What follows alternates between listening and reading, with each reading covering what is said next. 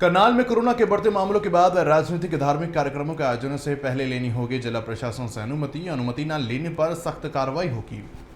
DC Nishant Kumar Yadav ने इस बात का जिक्र कहा है। और खुले में कार्यक्रमों के लिए 500, हॉल में कार्यक्रम के लिए 200 व्यक्तियों की अनुमति मिलेगी। कोविड के नियमों की अब अनुपालना करनी होगी। 17 ड्यूटी मजिस्ट्रेट रखेंगे इस पर नजर। यदि जिले की जनता नहीं मानी तो सख्ती की जाएगी। जिले में कोरोना के बढ़ते मामलों को लेकर ये फैसला लिया गया है। करनाल में भी अब हाईएस्ट केसेस आने शुरू हो गए हैं और लगभग डेली 200, 250, 300 केसेस की संख्या में करनाल में आ रहे हैं। तो इसमें सरकार की तरफ से नई गाइडलाइंस आई हैं और उन गाइडलाइंस में ये मेंशन है कि किस तरीके से गैदरिंग्स को हम रेस्ट्रिक्ट करें। तो कोई भी अगर कोई सामाजिक फंक्शन है, धार्मिक फंक्शन है, राजनीतिक फंक्शन है, कोई स्पोर्ट्स इवेंट है, कल्चरल प्रोग्राम है, कुछ भी है, हर किसी की परमिशन जो है डिस्ट्रिक्ट मजिस्ट्रेट से यानी डीसी ऑफिस से ली जानी आवश्यक है। उसके लिए सीटीएम ऑफिस में कोई भी सीधा आकर के अपनी एप्लीकेशन दे सकते हैं या डीसी ऑफिस की हमारे यहाँ एमए ब्रांच है, मिसलेनियस ब्रांच, वहाँ जाकर के कमरा नंबर 26 में जो बैठती है वहाँ जाकर के उस ब्रांच में कोई दरखास्त अपनी दे सकता है। और नीचे जो हेल्प डेस्क है ग्राउंड फ्लोर पे सेक्रेटरीट की, वहाँ पे भी हमने एक प्रावधान किया है कि वहाँ भी अगर कोई अपनी दरखास्त दे देगा उसको हम कोशिश करेंगे 1 या 2 दिन में मैक्सिमम प्रोसेस करेंगे, क्योंकि उसमें पुलिस की, संबंधित विभाग की, नगर पालिका या नगर निगम की, या अगर ग्रामीण क्षेत्र है तो संबंधित बीडीओ की, उन सब की एनओसीज़ की रिक्वायरमेंट होगी। उसके बाद ही हम जो है वो कार्यक्रम करने की परमिशन देंगे। तो एक चीज़ तो मैं स्पष्ट करूँ कि कोई भी प्रोग्राम, चाहे वो सोशल हो, धार्मिक हो, रिलीजियस हो, राजनीतिक हो, कल्चरल हो, स्पोर्ट्स का प्रोग्राम हो, बिना परमिशन के लोगों की गैदरिंग ना की जाए। और जहाँ तक जो परमिशन दी जाएंगी वो इस शर्त पे, इस कंडीशन पे दी जाएंगी कि अगर इंडोर प्रोग्राम है तो उसकी अगर इंडोर हॉल की क्षमता जितनी है उसके 50% लोग ही उसमें आ सकते हों, और up to a maximum limit of 200। यानी इंडोर प्रोग्राम में कोई हॉल कितना भी बड़ा हो, 200 से ज़्यादा लोग तो वैसे भी अलाउड नहीं होंगे और 50% मैक्सिमम उनकी कैपेसिटी अलाउड रहेगी। अगर आउटडोर की मैं बात करूँ तो मैक्सिमम 500 लोग इसमें अलाउड रहेंगे। और जो अंतिम संस्कार हैं, फ्यूनरल्स हैं, वहाँ 50 लोगों की गैदरिंग या जमावड़े की आवश्यकता होगी।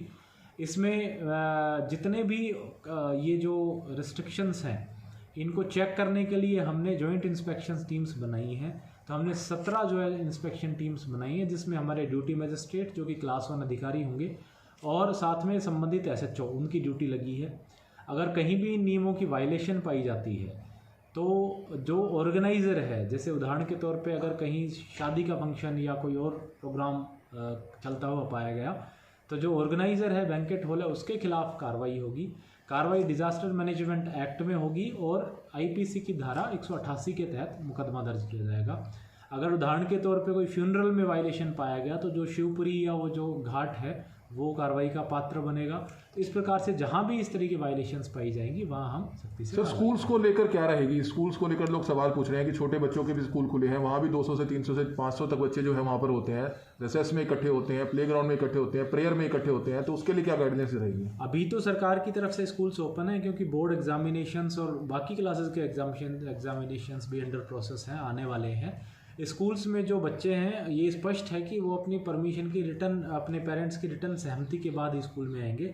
सभी स्कूलों को हमने इंस्ट्रक्शंस दिए हैं कि मास्क और सैनिटाइज़र और बाकी कोविड प्रोटोकॉल से उनका पालन करें। स्कूल्स में चूँकि एक तो पेरेंट्स की सहमति से बच्चे आ रहे हैं और ये सारे प्रोटोकॉल्स नॉर्म्स को पालन करना आसान है, क्योंकि वो स्कूल इन जनरल डिसिप्लिन होता है। तो मुझे नहीं लगता स्कूल्स में हमें कहीं इसको एनफोर्स करने में दिक्कत आएगी। मेन समस्या जो सामाजिक और धार्मिक गैदरिंग्स हैं, शहर में देखने को आया कि काफ़ी सारी शादियाँ, बाकी सारे प्रोग्राम्स, जागरण, जगरात्रे, इस तरह की चीज़ों पे बड़ी संख्या में गैदरिंग्स होती हैं। तो उसमें मैं उम्मीद करूँगा कि इस तरह की जो लापरवाही ना देखने को मिले। जो हमारे बड़े मार्केट्स हैं, विशेष करके करनाल शहर में या इवन घरोंडा में और जो बाकी छोटे कस्बे हैं उनमें भी, उसमें देखने को आया है कि दुकानों पे किसी भी तरह का जो प्रोटोकॉल फॉलो नहीं होता। तो मैं आग्रह करूँगा सभी दुकानदार भाइयों से कि मास्क वो ज़रूर रखें, अपने वहाँ पे सैनिटाइज़र्स रखें। अगर रैंडमली टीम किसी भी दुकान पे जाके चेकिंग करती है और ये कोविड प्रोटोकॉल पालन होते हुए नहीं पाए गए तो वो दुकानदार भी कार्रवाई का पात्र बनेंगे। सर, जिस तरह से आपने बताया कि 1 या 2 दिन में परमिशन मिलेगी, अब संस्कार जैसी कोई चीज़ है वो तो सेम डे होती है सर, उस केस में क्या रहेगा? संस्कार में कोई भी हमें आखिरी मोमेंट पे अगर इस तरह की इमरजेंसी आती है तो कोई एक इंटीमेशन, सूचना डाल करके और वो कर सकते हैं, बशर्ते वो अपने 50 की शर्त उसमें पालन करें। सर एक सवाल सर और है, जैसे असंध है, असंध 40-45 किलोमीटर दूर पड़ जाता है, नीलोखेड़ी है, इस तरह की जगह से तो सर आना भी पॉसिबल नहीं है क्या? उनके लिए वहाँ भी कोई हेल्प डेस्क हमें बनाया गया है? हेल्प बिल्कुल, जो रेस्पेक्टिव सब डिवीजन ऑफिसर्स हैं, एसडीएम ऑफिसर्स है, वहाँ पे सिमिलर व्यवस्था है, वहाँ भी वो अपने कंसर्न एसडीएम को या वहाँ की हेल्प डेस्क पे अपनी एप्लीकेशन दे दें।